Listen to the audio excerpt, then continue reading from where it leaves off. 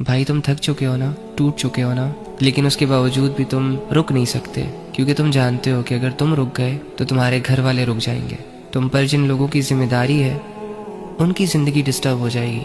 تم اپنا نہیں سوچتے، تم اپنے بارے میں چاہ کر بھی کچھ نہیں سوچ سکتے، کیونکہ تم ایک ذمہ دار مرد ہو۔ تمہیں صبح آنکھ کھولنے سے لے کر رات کو آنکھ بند کرنے تک بہت کچھ سہنا پڑتا ہے۔ اور پتہ ہے تیری سب سے بڑی کمزوری کیا ہے؟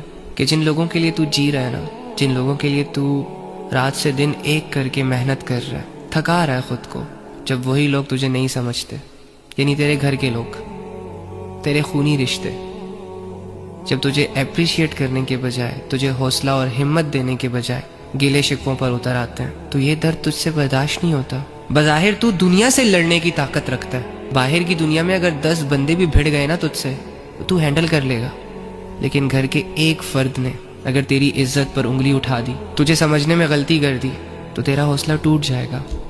باہر کی دنیا تیرا کچھ نہیں بگاڑ سکتی، لیکن تیرے اپنے ہی تیری کمزوری ہے۔ باہر کی محنتیں، مشقتیں تجھے نہیں تھکاتی، لیکن گھر کے اندر گھر کا ماحول تجھے خراب کرتا ہے۔ تیرے اپنے جب تیری عزت کو تار تار کرنے کی کوششیں کرتے ہیں نا، تب جا کے تجھے ایک ٹھیس پہنچتی ہے، تب جا کے میرے بھائی کا دل ٹوٹ جاتا ہے۔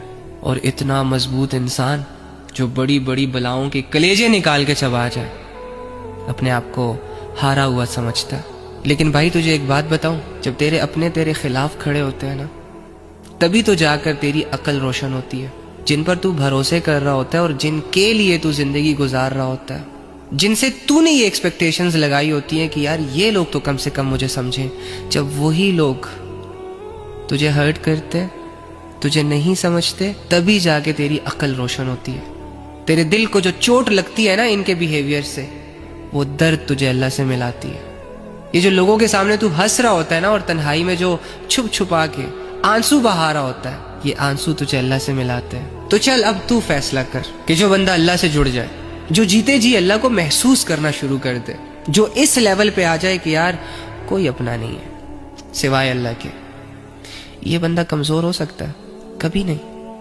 تو جیت چکا ہے میری جان، تو ہارا ہوا شخص نہیں ہے، تو جیتا ہوا شخص ہے۔ تو کمزور نہیں ہے، لاچار نہیں ہے، بے بس نہیں ہے، لوگوں کا محتاج نہیں ہے، تجھے مل چکا ہے اللہ۔ اللہ کو پا کر تو نے کچھ نہیں کھویا میری جان۔